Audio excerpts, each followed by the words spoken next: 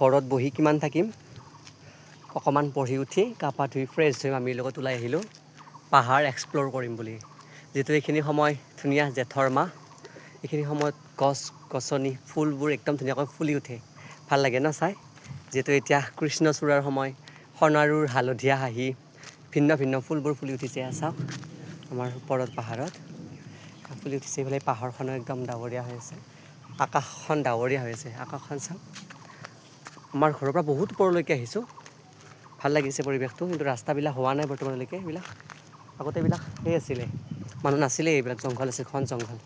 মানুহবিলাক দখল ধৰিছে কোনোবাই কিনিছে কমত কিনি উঠি আহিছে ম্যাদী হোৱা নাই আৰু ইয়াতে একচনীয়া হৈ আছে কিছুমান ভাল লগা তেনে পৰিৱেশ মই দেখাই দিম আপোনালোকক আগত কৃষ্ণচূড়া এই থৈ লৈ সোণাৰু ফুৰিছে ভাগৰ লাগিছে অলপমান কিন্তু তথাপিতো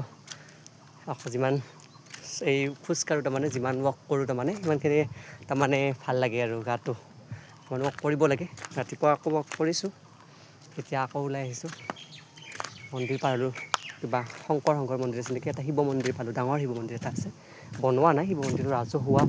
বেলগছ শিৱ মন্দিৰ এয়া দেখাই দিছোঁ এইটো বেলগছ শিৱ মন্দিৰ ভাল লাগিছে ন আকাশখনে ভাল লাগিছে মামীক মই মেঘদূতৰ কথা কৈ আহি আছোঁ মেঘদূত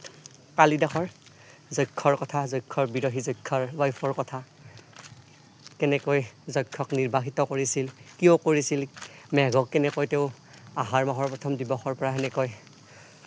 দূত হিচাপে পঠাইছিল সেই কথা ক'লোঁ ভাল লাগে এইবিলাক কথা শুনি আহি আছে বেছিদিন নাই মই ষ্টাৰ্ট কৰিম মেঘদূতৰ কিছুমান কথা আপোনালোকক জনাম যদি ইণ্টাৰেষ্ট হয় মোক জনাব কমেণ্ট কৰিব ভাল লাগিব গতিকে বহুত ভাল লগা